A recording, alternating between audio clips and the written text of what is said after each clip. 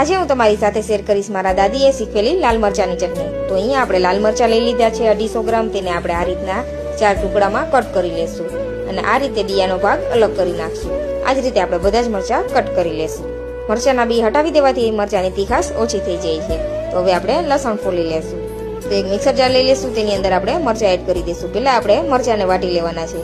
મરચા વટાઈ જાય પછી 1 ચમચી આપણે જીરું એડ કરશું અને 1 ચમચી લાલ મરચું પાવડર એડ કરી દઈશું અને લસણની કળી અને સ્વાદ અનુસાર નમક એડ કરશું અને 1 લીંબુનો રસ એડ કરી દઈશું અને બધી વસ્તુને આપણે ફરીથી પીસી લેશું।